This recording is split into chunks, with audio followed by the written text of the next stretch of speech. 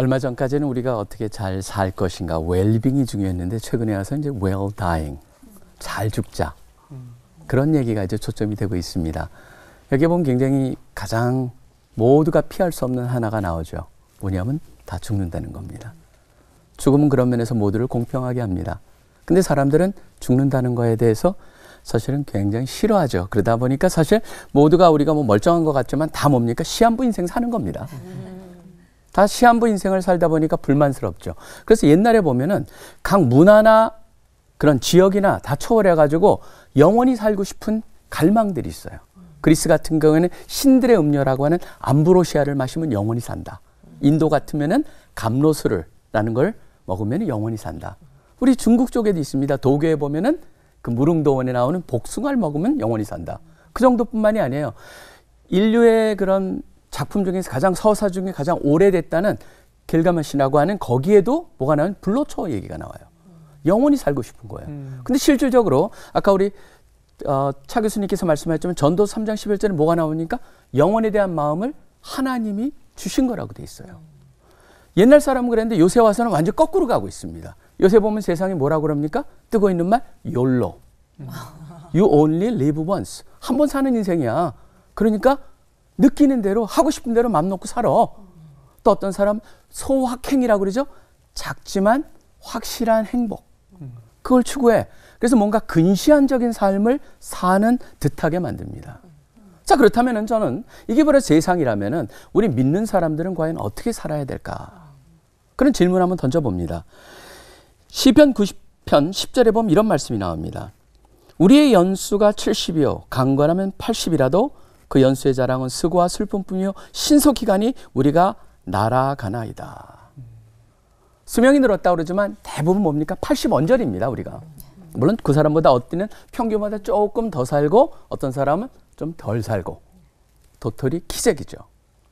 도토리 키재기입니다. 근데 중요한 건 바로 뭐냐면 저는 여기서 얼마나 오래 사냐보다는 더 중요한 게 뭘까요? 얼마나 잘 사느냐가 중요할 것입니다.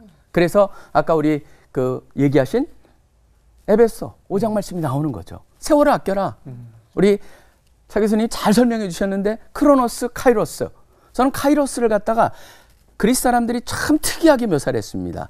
막 자식을 잡아먹는 크로노스가 아니고 카이로스는 굉장히 유머스럽게 했습니다. 앞머리가 깁니다. 뒷머리는 대머리입니다. 날개가 달려있어요. 등만 달린 게 아니고 발에도 달려있어요. 날아갈 자세예요. 근데 손에 뭘 들고 있냐면 한쪽에는 칼을 들고 있어요. 한쪽에는 저울을 들고 있어요. 저울 가지고 순간을 잘 측정해가지고 단칼에 그거를 갖다가 잡지 않으면은 떠나가면 뒤에서 안 잡힌다. 그렇게 그려놨어요. 그렇기 때문에 저는 여기서 우리는 어떤 걸 얻을 수 있냐면 시편에 이런 말씀이 나옵니다. 90장 12절에요. 우리에게 날개 싸움을 가르치사 지혜로운 마음을 얻게 하소서. 여기서 중요한 건 뭡니까? 지혜로운 마음입니다. 근데 흥미롭게 사람들은 늘 지혜롭게 살고자 합니다. 말은 그렇게 합니다. 그러다 보니까 세네카라고 하는 로마의 철학자가 이런 말을 하죠. 인간은 항상 시간이 모자란다고 불평을 하면서 마치 시간이 무한정 있는 것처럼 행동한다. 행동과 말이 일치가 못한다는 거죠. 그래서 사실 사람들이 인생이 비극적인 건 뭡니까? 짧기 때문이 아닙니다.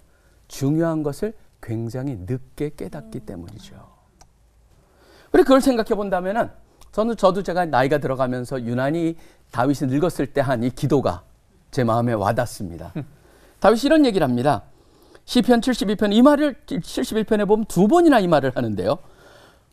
자기가 늙었을 때 하나님을 향해서 나 버리지 말아주세요 얘기를 두 번씩이나 해요. 9절에는 내 힘이 쇠약할 때 나를 버리지 마옵소서 그 말을 반복해서 하고 바로 여기서 버리지 말라는 건 뭘까요? 두려움보다는 사용해달라는 얘기겠죠. 하나님의 내가 늙어 백발이 될 때도 나를 버리지 마시며 또 18절에 한 번 더 나오는 겁니다.